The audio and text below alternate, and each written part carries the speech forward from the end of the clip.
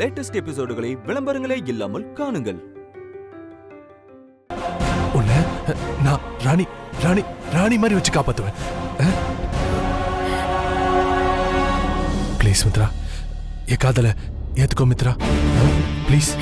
Sir, நான் உங்க மேல வச்ச மரியாதைய வீணா கெடுத்துக்காதீங்க. என்னை கொண்டு போய் வீட்டுல விட்டுருங்க சார். இல்லனா இங்க நடந்த எல்லா விஷயத்தையும் காந்திமதி அம்மா கிட்ட சொல்லி கொடுத்துருவேன்.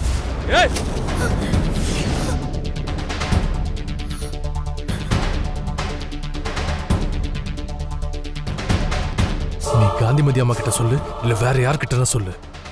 எனக்கு அதை பத்தி தான் கவலை இல்ல. எனக்கு நீ வேணும், அவ்வளவுதான்.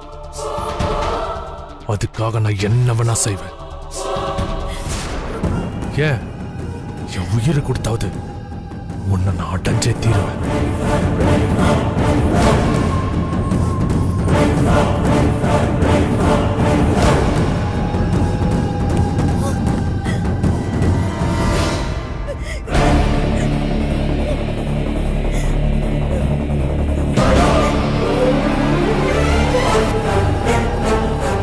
சார், என் கையை விடுங்க சார், ப்ளீஸ் சார். சார், நான் உங்களை கெஞ்சி கேக்குறேன் சார், விடுங்க சார், ப்ளீஸ் சார், விடுங்க. விடுங்க சார். சார், விடுங்க சார். விடுங்க சார், ப்ளீஸ்.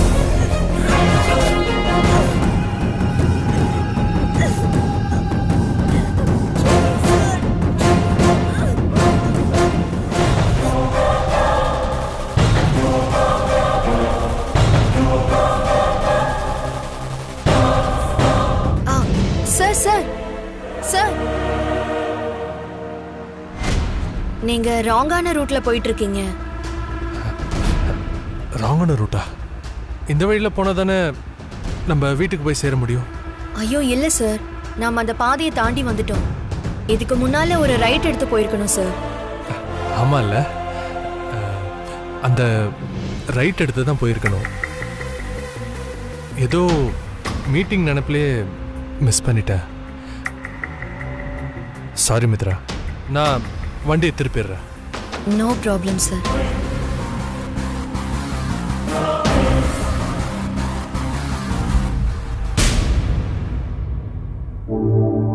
ஏமாப்ல, இங்க பாத்தியா? ரீல்ஸ்ங்கிற பேர்ல கன்றாவையெல்லாம் பண்ணிட்டு இருக்காங்க. நீ கன்றாவையா இருக்க தானே பாப்ப? கன்றாவையா இருக்கு, நான் பார்த்ததுக்கு அப்புறம் தான் தெரியுது. சும்மா போய் சொல்லாத, அதே தான் ரொம்ப நேரமா பார்த்துட்டு இருக்க. தேவையெல்லாம் பேசிக்கிட்டு.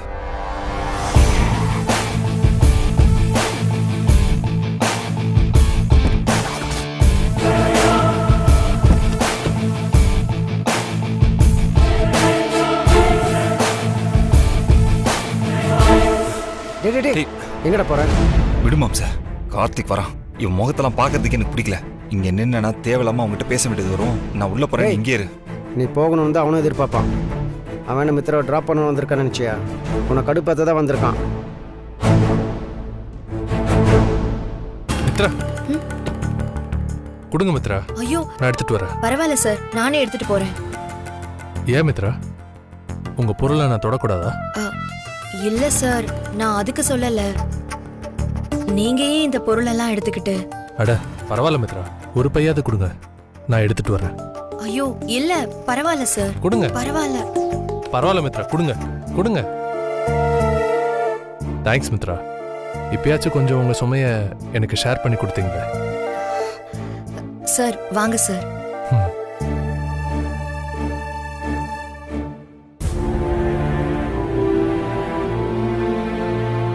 ஹாய் வினய். Hi sir. எதுக்கு சார் நீங்க இதெல்லாம் தூக்கிட்டு வரீங்க?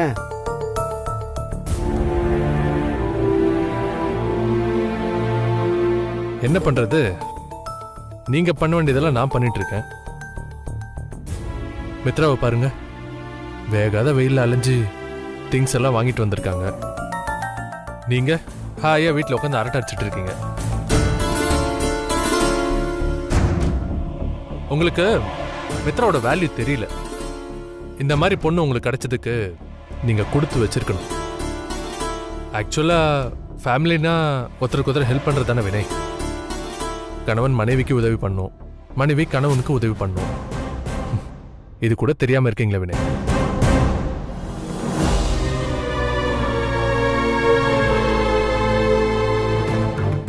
சார், வினய்க்கு நீங்க சொல்றதெல்லாம் நல்லா தெரியும் சார். அவரு எனக்கு நல்லா ஹெல்ப்ஃபுல்லா தான் இருக்காரு. எனக்கு அடிபட்டப்போ என்னை எப்படி பாத்துக்கிட்டாருன்னு நீங்க பாத்துருக்கணும். இன்னைக்கு நான் பர்ச்சேஸ் பண்ண கிளம்பும் போது அவரு கூட வரேன்னு தான் சொன்னாரு. நான் தான் நீங்க வீட்ல ரெஸ்ட் எடுங்கன்னு சொல்லி தனியா போறேன்னு சொன்னேன். அதனாலதான் சார் அவர் வீட்ல இருந்தாரு. மித்ரா, அது உங்க பெருந்தன்மை மித்ரா. நீங்க அவர் கஷ்டப்படக்கூடாதுன்னு நினைக்கிறீங்க. ஆனா வினய் அப்படி நினைக்கலையே. இத பாருங்க வினய், நீங்க மித்ரா மேல அக்கறையா அன்பா இல்லைன்னு நான் சொல்ல வரல. இன்னும் கூடுதலா அன்பாவும் அக்கறையாவும் இருங்கன்னு தான் சொல்ல வரேன். இதை நான் ஏன் சொல்றேன்னா, மித்ரா எங்க வீட்டு பொண்ணு மாதிரி. அவங்க கஷ்டப்படுறத பார்த்துட்டு என்னால சும்மா இருக்க முடியாது. அதனால தான் சொல்றேன். சரிங்க சார். சரி, இனிமேலாவது மித்ராவை நல்லபடியா கவனிச்சுக்கோங்க. சரிங்க சார். ஏன்னா இந்த மாதிரி உங்களுக்கு அழகான அறிவான மனைவி கிடைக்கிறது, அதுவும் இந்த காலத்துல கிடைக்கிறது ரொம்ப ரொம்ப கஷ்டம். விட சார் கருத்தா சொல்றேன்ல. எனக்கு ஒரு முக்கியமான மீட்டிங் இருக்கு, நான் கிளம்புறேன். சரிங்க. பாய். சரி. பாய் அருண். வரேன் மித்ரா. பாய்.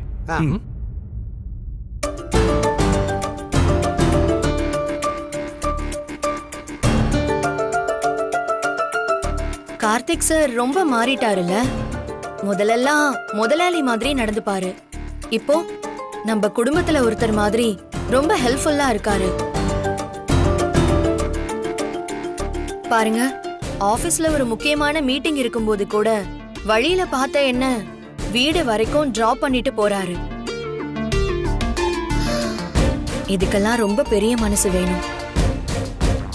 கார்த்திக் சாரோட ஒரு முகத்தை தான் பார்த்துருக்கா, இன்னொரு முகத்தை பார்த்து பயந்து ஓடிடுவோம். மாப்பிள வா, நம்மளுக்கு வேற வேலை இருக்கு, பார்க்கலாம். வாடா.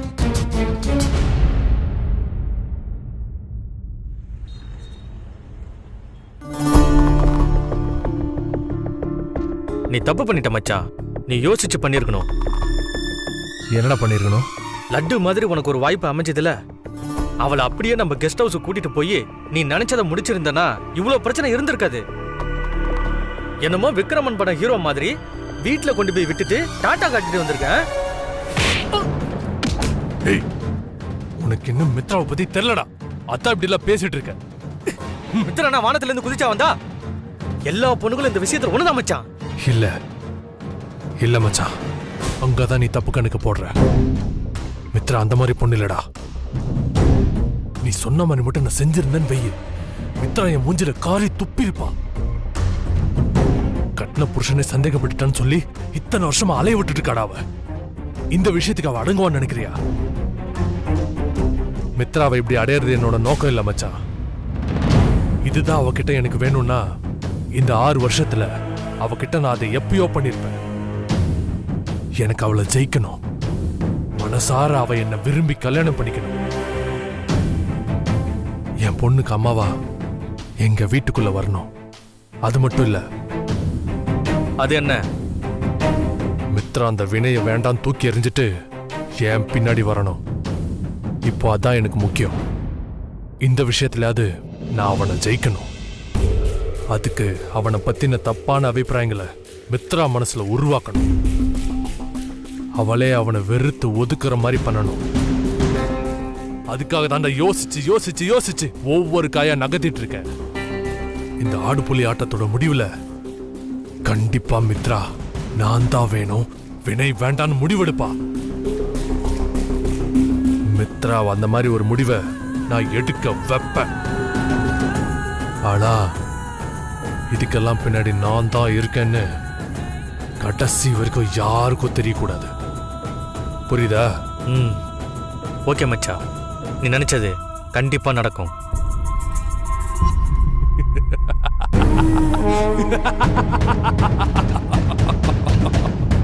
செய்றேன், எல்லாரும் வச்சு செய்றேன்.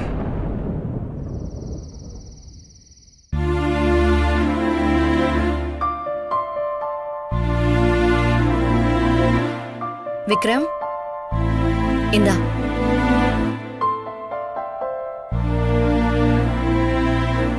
டேய், என்னடா டிராயிங் பண்ணிக்கிட்டு இருக்க?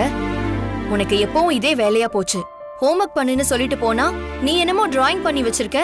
எனக்கு டிராயிங் பண்ண தான் பிடிச்சிருக்கு மம்மி.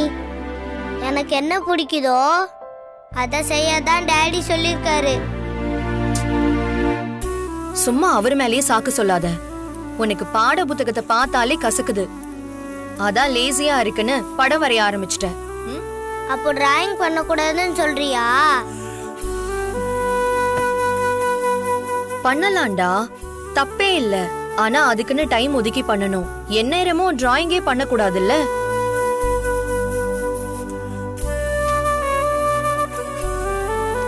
இந்தா, இது நாளைக்கு மிஸ்கிட்ட காட்ட வேண்டிய ஹோம்வொர்க்.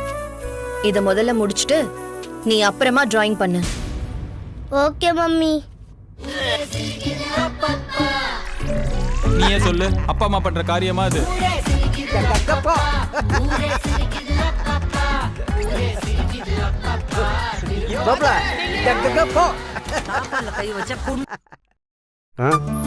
டேய், இப்போ எதுக்குடா டிவி ஆஃப் பண்ண?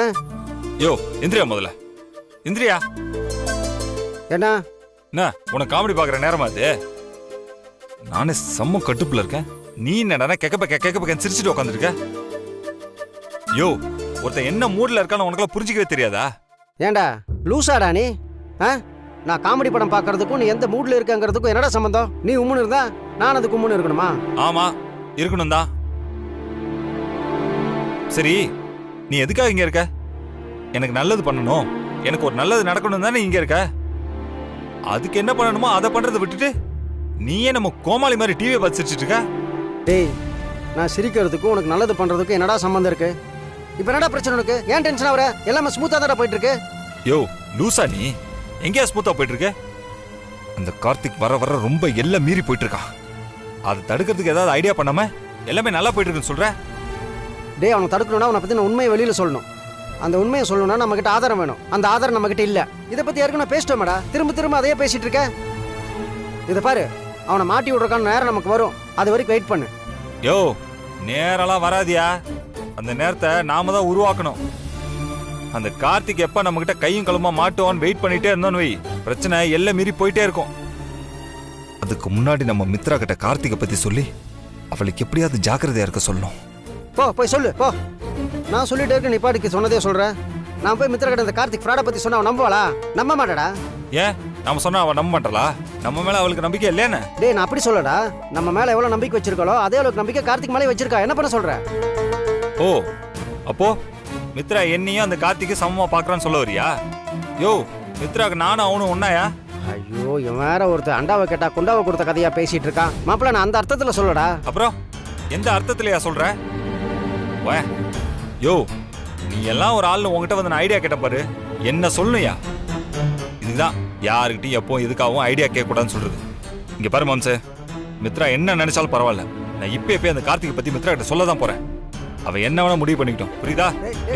மாப்பிள்ள, டேய், வர கிறுக்கு போயில் ஆயிட்டு போறான் இவன். இந்தாங்க மம்மி, குடிச்சிட்டேன். மம்மி, நான் ஹோம்வொர்க் முடிச்சிட்டேன். கொஞ்ச நேரம் போய் டிவி பார்க்கவா? சரி, போ. Thanks mummy.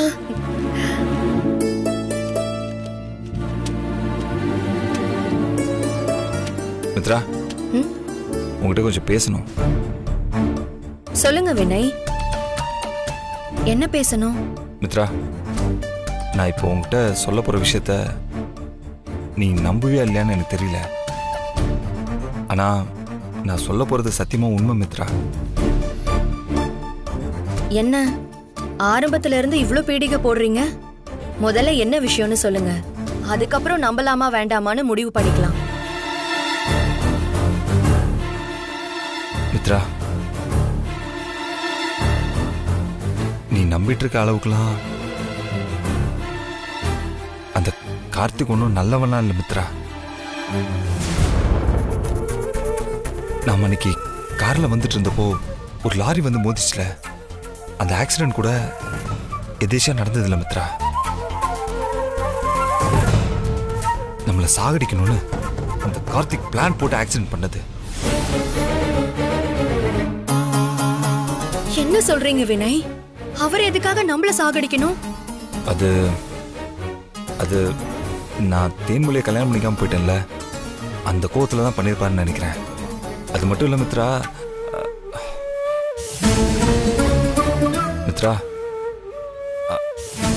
முதல்ல இருந்தே அவருக்கு உன் மேல ஒரு கண்ணு இருக்கு மித்ரா. உன்னை எப்படியாவது கல்யாணம் பண்ணிக்கணுங்கிற ஆசையில் இருந்தாரா, அந்த ஆசை இப்போ நிறைவேறாம போயிடுச்சுல, அந்த கோபம் சேர்ந்து தான் அவரை இப்படிலாம் பண்ண வச்சிருக்குன்னு நினைக்கிறேன். மித்ரா, கார்த்திக் எப்படியாவது நம்ம 2 பேருக்குள்ளேயும் பிரச்சனை உண்டு பண்ணி உன்னை இங்கேருந்து பிரிச்சு எப்படியாவது அவன் வீட்டை கூட்டிட்டு போகணும்னு பிளான் போட்டுட்டு இருக்கான் மித்ரா. நீ கொஞ்சம் ஜாக்கிரதையாவே இருஎன்ன. என்ன வினய் சொல்றீங்க? என்னால இதை நம்ப முடியல. கார்த்திக் சாரா இப்படிலாம் பண்றாரு? ஆமா மித்ரா, இதெல்லாம் எனக்கு ஆரம்பத்துல இருந்தே தெரியும். இருந்தாலும் நான் உங்ககிட்ட சொன்னா நீ நம்ப மாட்டேன்தான் இவ்வளவு நாள் நான் உங்ககிட்ட சொல்லவே இல்லை. அந்த அந்த கார்த்திக் இதெல்லாம் பண்றத பார்த்தா எனக்கே கொஞ்சம் பயமா இருக்கு மித்ரா. அதான் இப்போ உங்ககிட்ட வந்து சொல்லலாம்னு சொல்லிட்டு இருக்கேன். வினய், நீங்க சொல்றதெல்லாம் உண்மையா பொய்யான்னு எனக்கு தெரியாது. ஆனா ஒண்ணு மட்டும் நல்லா தெரியுது வினய். நீங்க ரொம்ப குழம்பி போயிருக்கீங்க வினய். கார்த்திக் சாரை பார்த்து உங்களுக்கு பயம் வந்துருச்சு. அதனாலதான் அவர் என்ன பண்ணாலும் உங்களுக்கு அவர் மேல சந்தேகம் வர ஆரம்பிச்சிருச்சு. அதான் நீங்க என்கிட்ட வந்து அவரை பத்தி தப்பா சொல்லிக்கிட்டு இருக்கீங்க. இல்ல மித்ரா, நான் சரியா தான் சொல்றேன். நீ வேணா ஒண்ணு பண்ணு, அவரை நல்லா வாட்ச் பண்ணி பாரு. அவனோட நடவடிக்கை எல்லாம் எப்படியாவது ஒன்னு அடைஞ்சே தீரணுங்கிறதுல தான். போதும், நிறுத்துங்க.